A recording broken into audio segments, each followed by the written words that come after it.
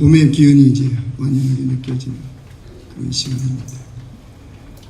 자연 만물도 이제 살아있음을 드러내듯이 우리의 신앙도 살아있음을 드러내는 그런 성도들 되길 원합니다. 지난주에 하나님의 은혜 속에 또 여러분들의 기도 속에 캄보디아 단기 선교 우리 초등부 제자반 아이들과 함께 우리 총 11명이 감사하게 잘 다녀왔습니다. 그곳에 가서 우리 황성교사님의 그 부부의 사역의 선교 현장에 그것을 보고 왔습니다. 얼마나 신실하고 충성되게 그 사역을 감당하는지 참 감사하고 기뻤습니다. 그리고 49번째로 세운 깨탑드마 교회 그곳에 가서서 그 현장을 보았고 또 거기에서 섬길 수 있는 그런 시간도 가졌습니다. 이따 광고 시간에 우리 깨탑드마 지도자인 윤 목사님의 우리 납자의 성도들 향한 메시지를 영상으로 가져왔습니다. 보시고 또 보시기 바랍니다. 다녀오면서 여러 가지 하나님께서 행하실 일들에 대한 기대감이 제 안에 충만해지는 그런 시간을 가졌습니다. 우리 캄보디아 그러면 킬링필드라는 영화가 생각나죠. 1975년부터 캄보디아 공산주의 무장단체가 정권을 잡습니다.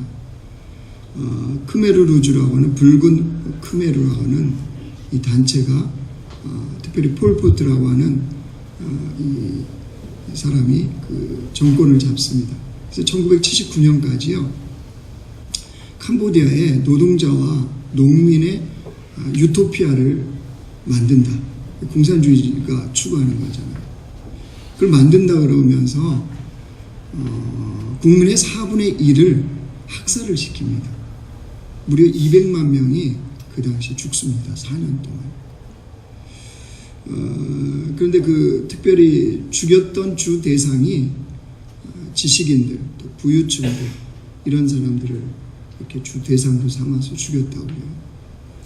그러니까 캄보디아 가면은 그런 학살의 현장들이 이곳저곳에 있는데 특별히 저희가 이제 머무는 곳이 시엠립이었으니까 시엠립에 가가지고 그런 이제 현장을 좀 보는 시간이 있었어요. 그래서 이렇게 저렇게 둘러보면서 특별히 그 부유층이나 지식인 대상으로 이렇게 학살을 했는데 꼭 그런 사람만 죽였겠습니까? 학살을 하다 보면 200만 명인데 안경을 꼈거나 또 피부가 하얗거나 이렇게 학살의 현장에 설명하면서 저를 쳐다봤어요. 어떡하라는 거예요? 그때 있었으면 너 죽었다 이건가요? 그런 현장을 이렇게 돌아보면서요. 자기 국민들끼리도 잘 이야기하지 않는답니다. 저희들을 인도했던 우리 교회도 한 번 왔던 막 목사님 그분도 이 부모님들이 그 당시에 희생을 당했다고 그래요. 그러니까 거기 캄보디아는 서로가 이 부분에 대해서 상처이기 때문에 얘기를 않는답니다.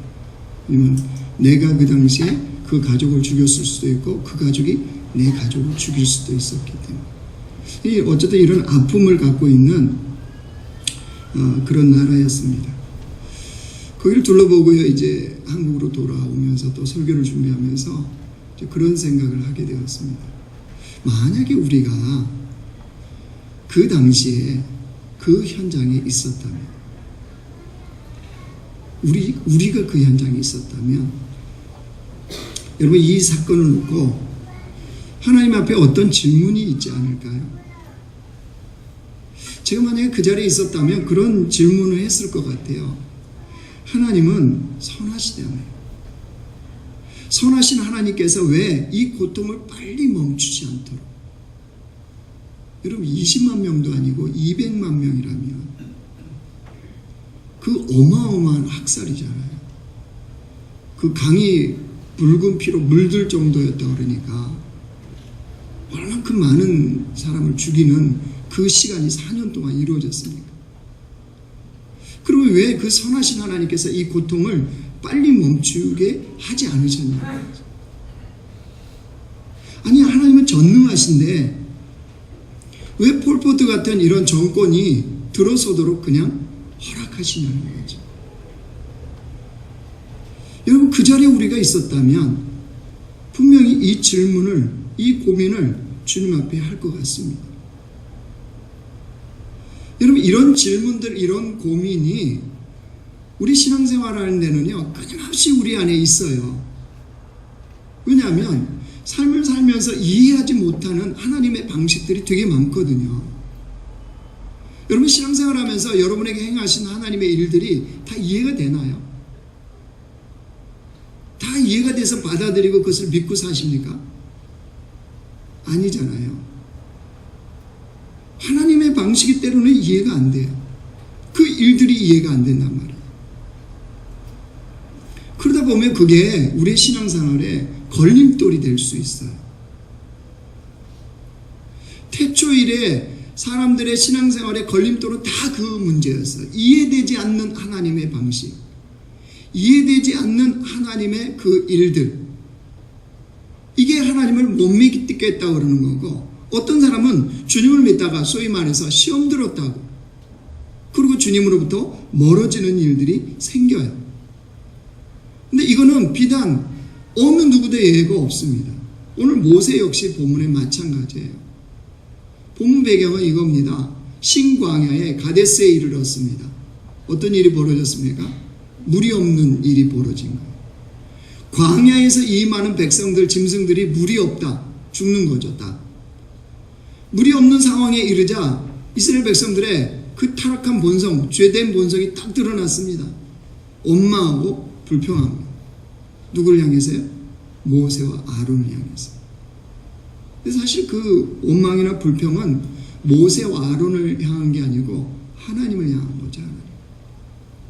왜 출애굽시켜서? 노예라도 그냥 살 수 있는데 왜 출애굽시켜서 이런 상황을 만나게 하냐는 거죠. 여러분, 인생에서 동일한 그 질문해 본 적 없습니까? 그냥 내버려 두시지 왜 하나님 백성으로 선택해가지고 내 인생에 이렇게 알 수 없는 어려움들, 해석되지 않는 이 인생의 위기들을 만나게 하신 하나님, 그 주님에 대한 고민과 질문이 우리 안에 생기잖아요. 자, 하나님이 이 문제를 해결해 가십니다. 자, 7절 8절 보세요. 7절 8절 같이 읽습니다. 시작.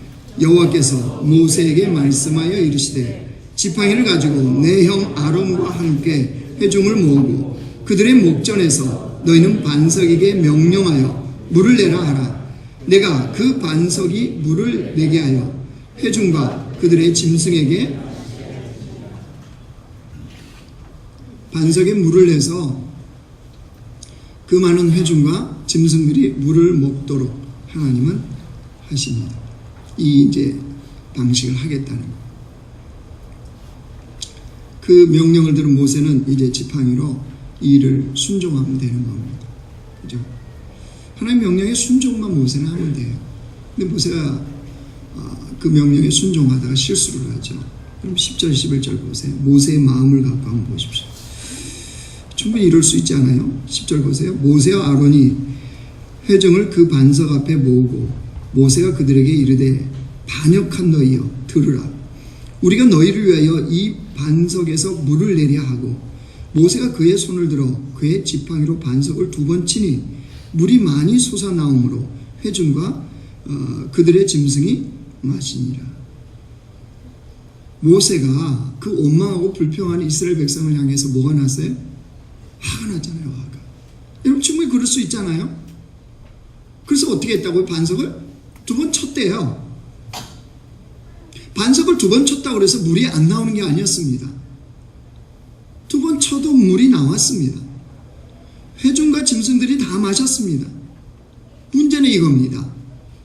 이 일 때문에 하나님께서 모세에게 엄청난 결과를 주십니다. 12절 보세요. 같이 읽어요. 시작. 여호와께서 모세와 아론에게 이르시되 너희가 나를 믿지 아니하고 이스라엘 자손의 목전에서 내 거룩함을 나타내지 아니함으로 너희는 이 회중을 내가 그들에게 준 땅으로 인도하여 드리지 못하리라 하시니라. 어떻게 하겠다는 거예요? 모세 너 가나안 땅 입성 안 돼. 이 말씀이에요. 너 가나안 땅 못 들어간다. 이 말씀이에요. 자, 여러분, 하나님의 이 방식 지금 이해할 수 있나요? 이 모세 이야기 이렇게 하지 마시고 우리 자신이 모세라면 하나님의 이 조치가 합당하다고 받아들이겠습니까? 저는 못할 것 같아요. 말도 안 된다고 따지고 싶을 것 같아요. 여러분, 모세가 이스라엘 백성, 그 폐역한 이 이스라엘 백성들 한두 번입니까? 노예 근성을 절대 벗어버리지 않는 이 이스라엘 백성들, 하나님의 놀라운 기적을 봤어도 마치 하나님이 안 계신 하나님처럼 여기는 이 이스라엘 백성을 이끌고 40년의 광야 생활을 지금 지나가고 있잖아요. 오로지 뭐 때문에? 약속의 땅 거기를 들어가려고. 하나님의 그 사명을 충성되이 감당한 사람이 바로 모세입니다. 여러분, 이스라엘 백성을 통틀어서 가나안 땅에 들어갈 충분한 사람을 꼽으라면 누구겠습니까? 모세입니다. 모세. 오히려 여호수아 갈렙보다 모세가 충분한 사람입니다.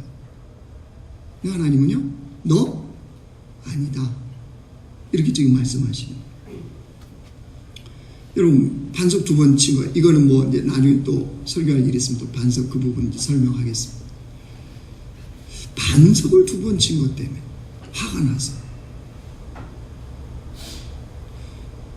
그 사실 누구를 향해서 화난 거예요? 이 반역한 이스라엘 백성 때문이잖아요. 아니, 하나님 대신에 화내주면 고맙다고 오히려 박수 쳐줘야 되는 거 아닐까요? 아니, 더구나 좀 비교해봐요. 모세가 이게 반석 두 번 친 거에 비해서, 여러분, 시내산에서 십계명을 받잖아요. 하나님이 그것도 친히 쓰셔갖고 두 돌판에 써서 주잖아요, 십계명을. 근데 모세가 그거 금송아지 우상 숭배한다고 내려와서 십계명 두 돌판을 어떻게 던져 깨트려 버리잖아요. 그럼 단순하게 그냥 비교하면 십계명, 하나님 친히 써준 십계명을 던져갖고 깨뜨린 사건하고 반석 두 번 이렇게 턱턱 어떻게 황 쳤는 일이 쳤겠죠. 어쨌든 이거 어느 게 커 보여요? 십계명이죠. 그냥 단순하게 비교하면. 아니, 그때는 하나님 한 말씀 안 하셨어요. 또 다시 이제 가져와라, 이제 써라, 그 다시 해야 하시잖아요. 반석 두 번을 쳤다고 주님이 못 들어가게 하신다. 이거 어떻게 받아들여야 돼요? 어떻게 이해해야 됩니까? 더구나 하나님이 모세를 모르세요? 이 앞에 민수기 12장 보면요, 하나님 모세를 이렇게 표현합니다. 보이세요? 같이 읽습니다. 시작. 이 사람 모세는 온유하니 시면의 모든 사람보다 더하니라. 온유한 자라고 칭찬합니다. 이 온유가 어떤 뜻인 건 아시죠? 하나님에 의해서 조종되고 하나님에 의해서 순종되는 사람. 그게 모세라고 칭찬을 하셨어요. 자, 그런데 그렇다면 오늘 이 사건이요, 가데스에서 벌어진 이 사건, 하나님 좀 과하신 거 아니에요? 좀 너무하신 거 아닙니까? 좀 주님 너무 나가신 거 아니에요? 참, 우리 인생에서 우리는 이런 사건들을 많이 만나잖아요. 도대체 하나님의 방식을 이해할 수 없고 내가 받아들일 수 없는 그때가 얼마나 많습니까? 솔직히 우리는 좀 온유하지 못해서 그렇지 얼마나 따지고 싶을 때 많지 않아요? 그죠? 하필이면 그때 눈이 감겨갖고 그 남편 만나게. 그죠? 많고 많은 남자 중에. 집사님들 남편도 똑같이 그렇게 생각하고 있다는 거 아세요? 그런 사건들이 우리 인생에 많아요.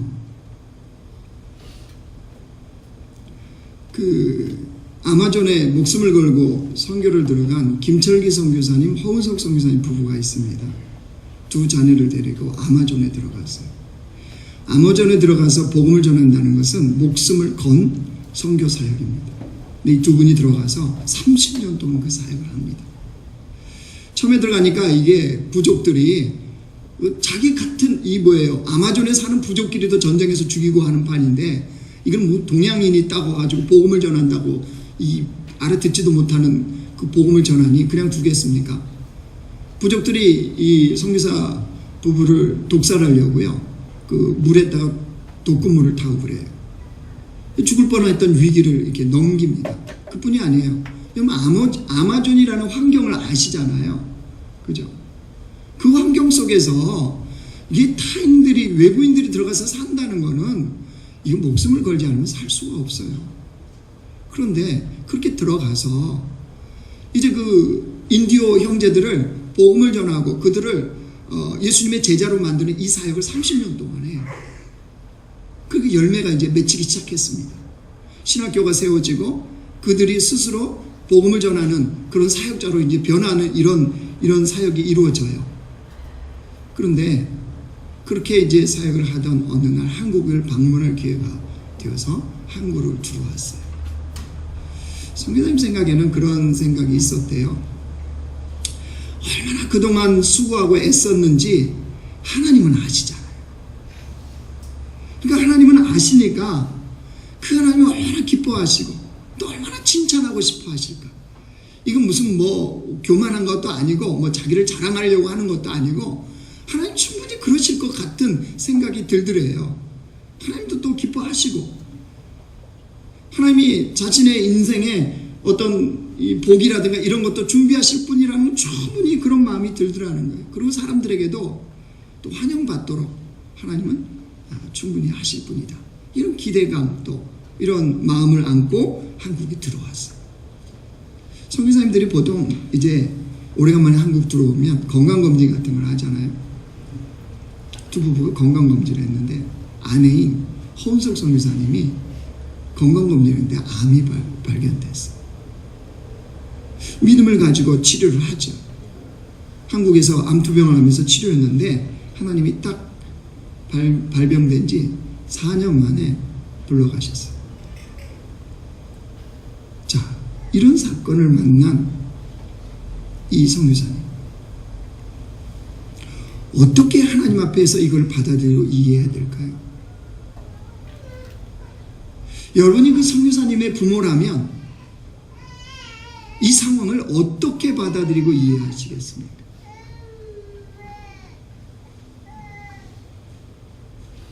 욥도 생각해보세요.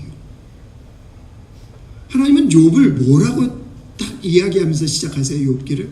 그는 온전하고 정직하여 하나님을 경외하고 악에서 떠난 자라. 하나님 그를 인정하세요. 이런 사람이 어디 있어요? 동방의 의인이라. 하나님이 사단 앞에서도 자랑할 정도예요. 욥을. 근데 어느 날 갑자기 닥친 욥의 삶의 고난. 그죠? 자녀들 죽고 재산 다 없어지고 자신의 몸에 온몸에 악창이 나고 욥이 궁금해하는 게 하나 있었어요.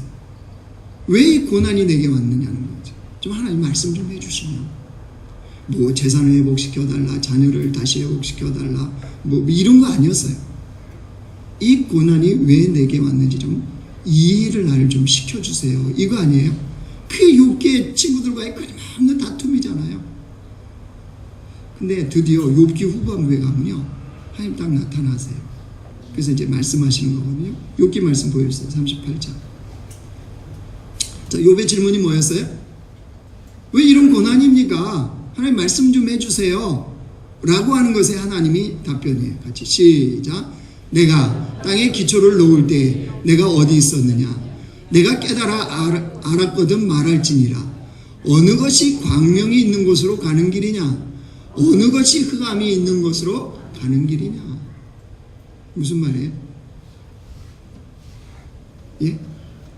할렐루야 찬양대. 오늘 많은 분들이 앉으셨네. 무슨 대답이에요?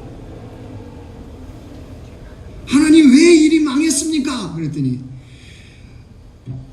뭐라고 했어요 하나님이? 저도 모르겠어요. 내가 땅에 기초를 놓을 때 어디 있었느냐? 라고 대답했대요. 하나님 이렇게 기도하고 이렇게 열심히 달려갔는데 하나님 왜 망했습니까? 내 사업이. 그때 하나님이 답변이 내가 땅에 기초를 놓을 때 어디 있었느냐? 이해되세요? 아니 어떻게 한 주를 안 봤더니 이렇게 썰렁하세요? 영적인 건 참 신기해요. 그죠? 도대체 무슨 말씀이에요? 아니 우리는 끊임없이 이해되지 않는 것을 가지고 주님 앞에 질문하고 주님 나 좀 설득 좀 시켜주세요. 좀 이해 좀 시켜주세요. 그러면 내가 순종할게요. 내가 따르게 할게요. 이랬더니 내가 땅에 기초를 놓을 때 넌 어디 있었느냐? 내가 하늘의 달과 별과 또 구름을 만들 때 넌 어디 있었느냐? 내가 해로 가는 길을 아느냐? 네가 궁창을 어떻게 만들었는지 네가 아느냐? 라고 하는 하나님의 답변이에요. 그럼 답변이 됩니까 이게? 도대체 무슨 말씀이에요 이게? 여러분 하나님의 말씀은 이겁니다. 이해 못하겠다고 그러는 거지 지금 나의 방식에 대해서 받아들일 수 없다는 거지 도저히 이해가 안 된다는 것이지. 그래 내가 답변하마 욥 네가 자연의 세계도 제대로 이해하지 못하면서 어떻게 자연 위에 있는 영원한 하나님의 목적을 네가 이해하려고 하느냐 이 말씀이에요.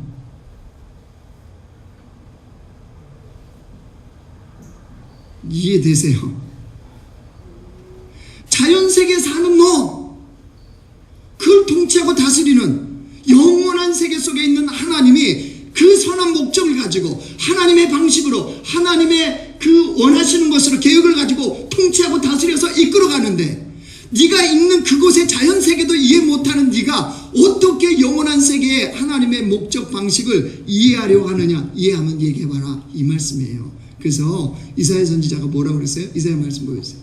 같이 읽어요. 시작. 이는 내 생각이 너의 생각과 다르며 내 길은 너의 길과 다름이니라. 여호와의 말씀이니라. 이는 하늘이 땅보다 높음같이 내 길은 너의 길보다 높으며 내 생각은 너의 생각보다 높으니라. 우리의 길, 우리의 생각, 우리의 계획, 그죠? 이게 있죠. 근데 주님은 이 차이가 여러분 이해될 수 있을까요? 없어요. 여러분 십자가를 다 이해하고 받아들이십니까? 예수님 십자가에 죽으실 때 악이 승리하는 것처럼 보였습니다. 그러나 하나님께서는 하나님의 영광과 우리의 구원을 위한 사건으로 완전히 반전을 시키시죠. 어떻게 그 인간이 그걸 이해를 합니까? 여러분 그러므로 우리가 기억해야 되는 게 있어요. 하나님은 분명하게 하나님의 선하신 목적과 계획을 가지고 우리 인생을 이끌어 가세요. 이끌어 가시는데 우리가 그 하나님의 목적과 계획을 다 이해할 수가 없어요. 이걸 철저히 인정하는 것으로부터 우리 신앙의 우리 믿음의 이 삶이 진행되는 거예요. 여러분 전도서 8장 7절에도 이렇게 고백합니다. 보여주세요. 같이 읽어요. 시작. 사람이 장래의 일을 알지 못하나니 장래의 일을 가르칠 자가 누구랴. 장래의 일을 알아요 몰라요? 몰라요. 하나님의 영역이에요. 숨겨두신. 그래서 신명기 29장에도 보여주세요. 같이 읽습니다. 시작. 감추어진 일은 우리 하나님 여호와께 속하였거니와 나타난 일은 영원히 우리와 우리 자손에게 속하였나니 이는 우리에게 이 율법의 모든 말씀을 행하게 하십니다. 감추어진 일은 누구에게 속하였다고요? 하나님께로 속했다. 그러니까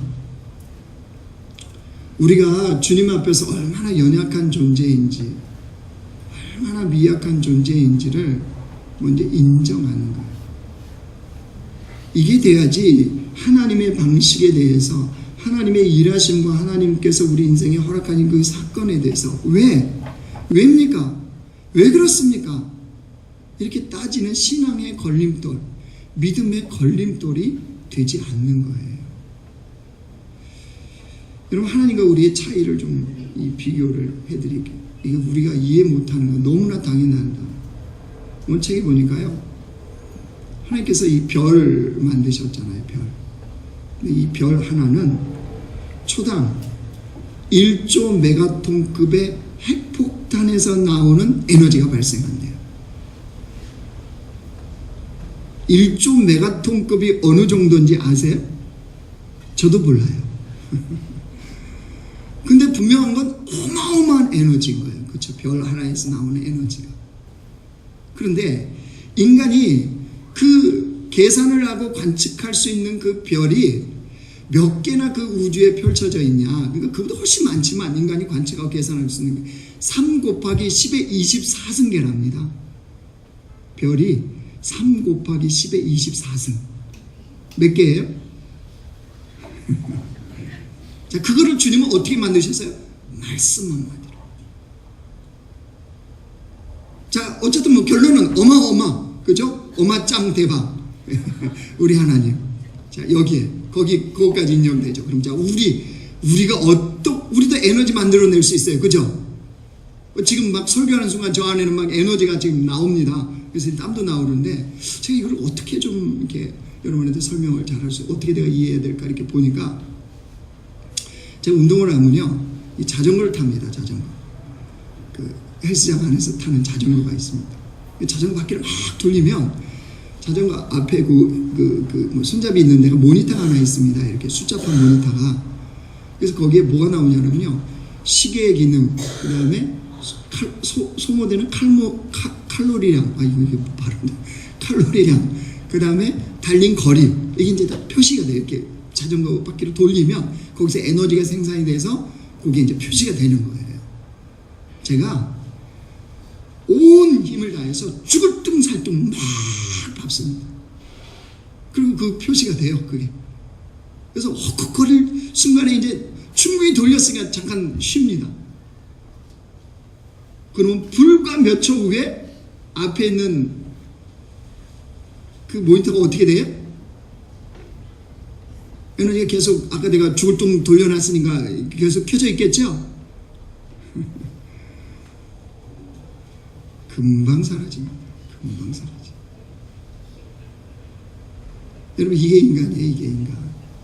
근데 주님은 별 하나에 뭐라고요? 초당 1조 메가톤급의 핵폭탄에서 발생하는 에너지를 말씀 한 말씀으로, 그죠? 그걸 창조하신 분이세요. 그러니 그분께서, 그런 하나님께서 우리 인생에 행하는 일들을 어떻게 다 이해가 되냐. 이해가 안 돼서 난 못 믿겠다.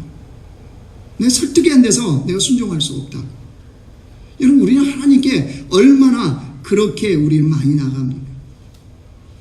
다시 말해서 우리 인생에서 허락된 그 사건들이요, 그 고통스러운 순간, 그런 일들, 도대체 주님은 어떤 선한 목적을 갖고 이 일을 행하실까요? 고린도전서 2장 9절 말씀 보세요. 도대체 어떤 목적 때문에 그러시는 거죠? 같이 읽습니다. 시작. 기록된 바 하나님이 자기를 사랑하는 자들을 위하여 예비하신 모든 것은 눈으로 보지 못하고 귀로 듣지 못하고 사람의 마음으로, 하나님이 자기를 사랑하는 자들을 위하여 예비한 게 있대요. 무슨 말이에요? 하나님은 그걸 하나님의 계획과 목적을 갖고 주님을 사랑하는 우리를 위해서 그 미래는 주님의 영역이잖아요. 그걸 준비하신다는 거예요. 근데 어떤 거예요? 눈으로 보지 못하고 귀로 듣지도 못했고 마음의 생각으로 우리가 깨달아 알지도 못하는 크고 놀랍고 귀한 것들을 주님은 준비하고 계시다는 거예요. 할렐루야? 그거 살아볼 만해요? 안 살아볼 만해요? 할렐루야 찬양인데 살아볼 만해요? 안 살아볼 만해요? 일 안 풀리는데 지금 안 되고 있는데 고통인데 고난인데 살아볼 만해요? 안 살아볼 만해요?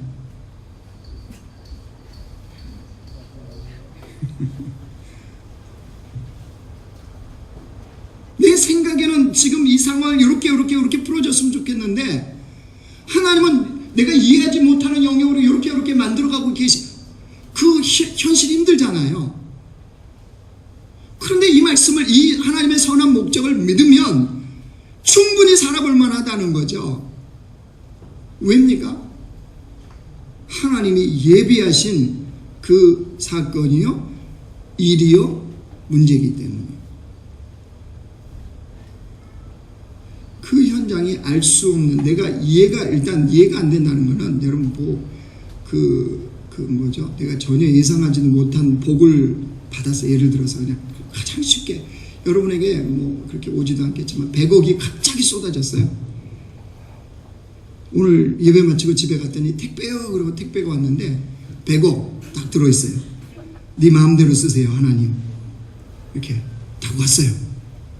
그럼 이제 그거 두고 막 하나님께 따지는 거죠. 그죠? 왜입니까? 이해가 안 됩니다. 왜 100억 주세요? 그러고 막 금식하고 따지고 못 믿겠어요, 당신. 이런 사람이 있어요, 없어요?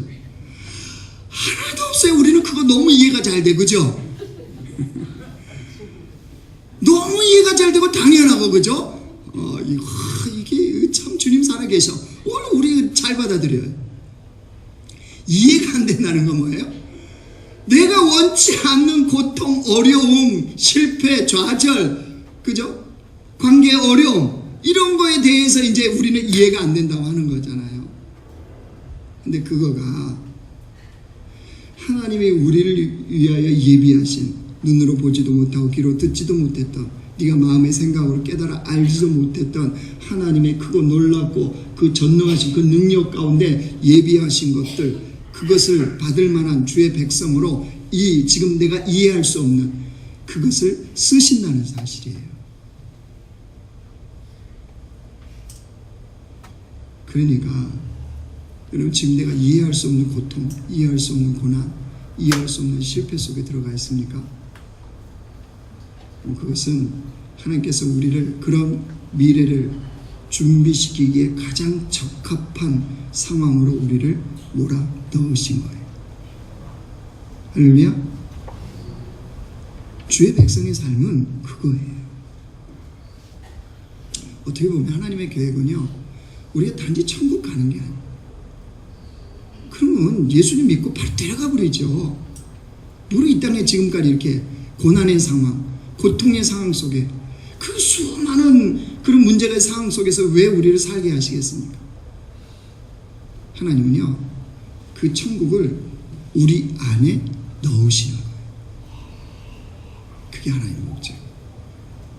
그래야 천국에서 주님과 함께, 여러분, 이 부족한 이 세상에서도 그 주님과 동행이 기쁜 이 백성들이 영원한 천국에서 주님과 함께 동행하며 그 주님을 예배하며 살아가는 주의 백성으로 이 소망이 생기고 그 천국을 가기를 원하는 거죠. 그래서 C.S. 루이스가요, 이런 말을 했어요. 이 세상을 단순히 행복을 위한 곳으로만 본다면, 지금 세상이요, 행복 소확행 하는데 아주 행복을 위한 것으로 본다면 도무지 참기 힘들다. 행복을 추구하고 간다면 여러분, 세상 살만하나요? 지난주에 캄보디아 갔는데요, 제가 이제 보호자 겸해서 간 거잖아요. 남자 어른은 저밖에 없으니까. 철저히 보호당하고 왔어요. 군인 마을에 가서요, 이렇게 파티 수육을 해준다고 이렇게 해서, 또 불때 본 사람은 저잖아요. 돌쇠 출신이니까. 그래서 이렇게 솥에다가 돌 개고 이렇게 장작을 떼갖고 이제 수육을 끓이는 거예요. 제가 불때 본 경험이 있어. 잘 되거든요. 잘했어요. 근데 그 고기를 퍼서 나르다가 이 양철 지붕에 머리를 확 찍혔어요. 이 남의 이야기니까 전혀 놀라지는 않는 거죠, 이제. 그 자리에 있었던 사람들은 깜짝 놀랐죠. 피가 여기서 쭈르륵 흐르니까. 그뿐만 아니에요. 열대과일들이 얼마나 많이 나와요.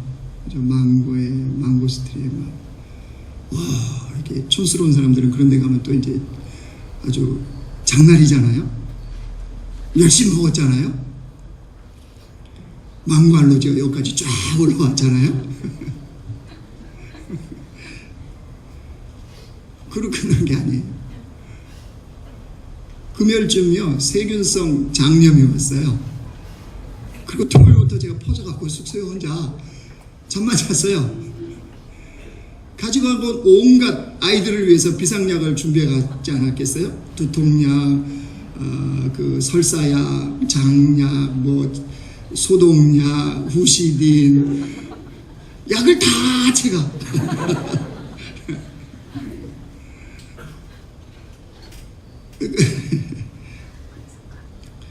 그러고 왔어요. 행복을 위한 거다? 그렇게만 보면 세상은 참기 힘들 장소.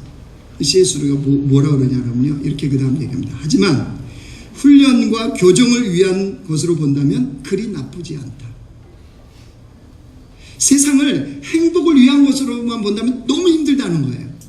그러나 세상은 하나님께서 내게 훈련과 나를 변화시키고 나를 조정시키는 그런 장소로 본다면 그리 나쁜 게 아니라는 거예요.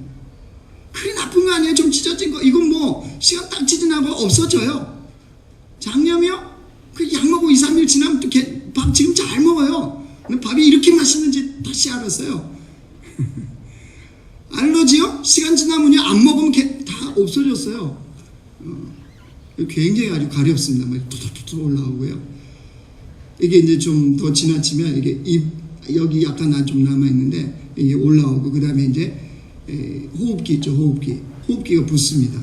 그러다가 이 열대 과일을 잘못 먹으면 그래서 죽는 겁니다. 호흡기가 막혀서. 근데 이것도 시간 지나니까 다. 나를 훈련하고 나를 교정하는 장소로 본다면 어떻습니까? 겪을만한 거죠. 여러분, 우리는 얼마든지 이걸 경험하잖아요. 인생이 원치 않는 질병이나 실패나 어려움들을 만나면 그걸 통해서 우리가 하나님 앞에 우리 자신을 조정하잖아요. 그렇게 폐역한 인간이 아닌 이상은 주님 앞에 나를 비춰보면서 조정하지 않습니까? 그러니까 훈련과 교정하기에 충분한 거죠, 그런 사건들이. 자, 그렇다면 여러분, 모세예요. 오늘 다시 모세로 돌아와봐요. 모세는 도대체 이해할 수 없는 이 하나님의 방식에 대해서 어떻게 했을까요?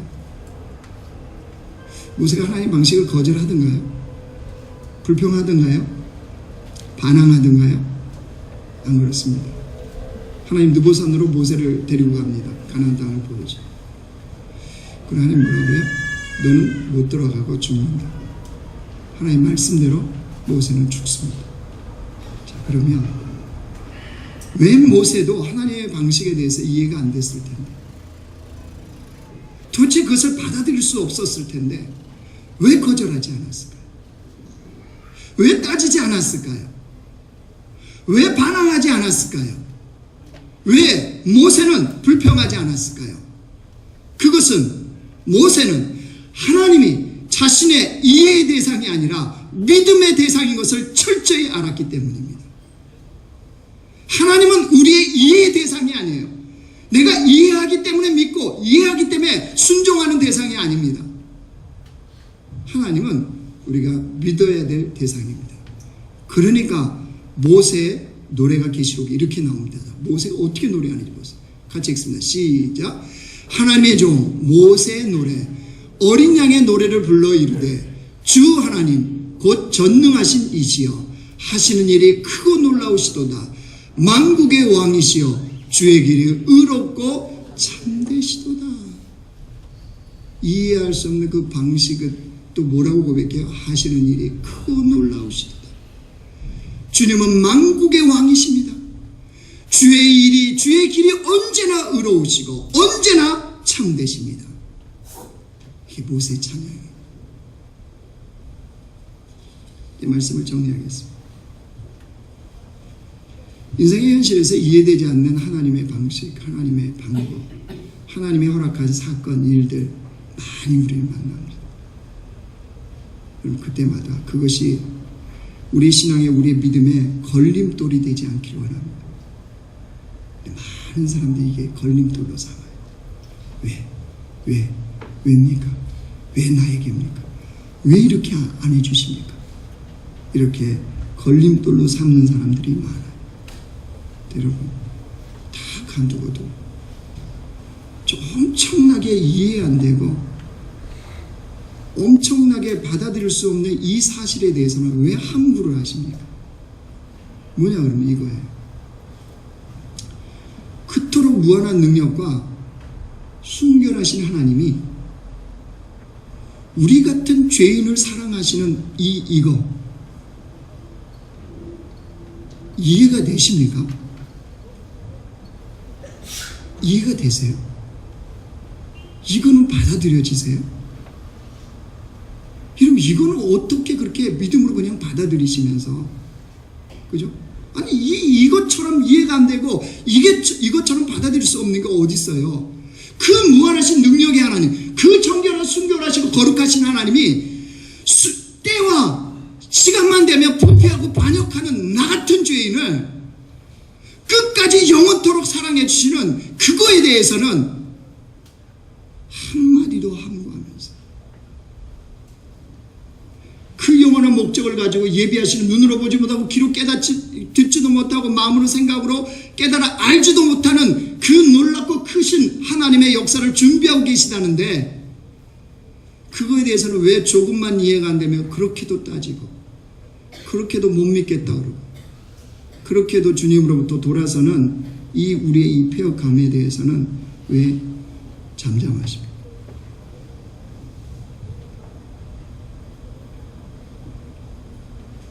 그렇기 때문에 오늘 말씀을 깨달으셨다면요, 좀 이제 우리의 좀 생각, 마음, 우리 관점을 좀 전환하기를 원합니다. 예수 믿고 산다는 게 도대체 뭐예요? 종교 옷을 하나 걸치는 거 아니잖아요. 주일날 그냥 교회당 왔다 가는 거, 이게 신앙생활 하는 거 아니잖아요. 하나님의 이름을 그냥 부르는 것 정도가 우리가 하나님을 믿는 이런 삶이 않지 않습니까? 어떻게 원장을 바꿔요? 이런 이해되지 않는 내 인생에서 이 상황을 만날 때마다 왜입니까? 라고 불평하고 불만하고 고민하고 기도하기보다 이제 이런 하나님의 놀라우심을 알았다면, 내가 믿는다면 이제 우리에게 좀 달라지기 원합니다. 어떻게 해요? 그 이해되지 않는 상황에서 내가 어떻게 하면 예수님을 더 사랑할 수 있을까? 그 받아들여질 수 없는 하나님의 방식 가운데 내가 어떻게 하면 예수님을 더 닮아갈 수 있을까? 이것이 우리의 고민과 우리의 기도와 우리의 적용이 되는 삶이 되기를 원합니다. 그래서 다윗은요, 인생에서 이렇게 고백해요. 시편 131편 같이 읽습니다. 시작. 여호와여, 내 마음이 교만하지 아니하고 내 눈이 오만하지 아니하오며 내가 큰 일과 감당하지 못할 놀라운 일을 하려고 힘쓰지 아니하나이다. 실로 내가 내 영혼으로 고요하게 평온하게 하기를 젖된 아이가 그의 어머니 품에 있음 같게 하였나니 내 영혼이 젖된 아이와 같도다. 이스라엘아, 지금부터 영원까지 여호와를 바랄지다. 이게 무슨 말씀이에요? 자기가 자기의 힘과 그 애씀과 이걸로 억지로 뭔가를 막 만들어내려고 힘쓰지 않겠다는 거예요. 왜요? 젖된 아이와 같이 어미가 그 아이를 품에 품어서 그 아이를 보호하고 인도하듯이 하나님께서 그 나를 이렇게 품에 안으시고 이끌어 가시는 하나님이심을 내가 믿기 때문에, 그래서 뭐 한다고요? 지금부터 영원까지 여호와를 바라는 삶을 살겠습니다. 이 고백이에요. 여러분, 지금 이해할 수 없는 여러분의 인생에 무림하는 거예요. 하나님께 좀 다투고 싶고 따지고 싶고 이런 무림하는 겁니까? 그 자리에서 하나님의 하나님 되심을 내가 믿고 그 주님을 경험하고 그 주님으로 인하여서 주님을 사랑하고 주님을 닮아가는 현장으로 삼아야 됩니다. 신앙생활은 그겁니다. 신앙생활은 그렇게 하는 겁니다. 그럼 한 주간의 삶이 주님을 더 사랑하고 주님을 더 닮아가는 그런 복된 시간이 되기를 주의 이름으로 축원합니다.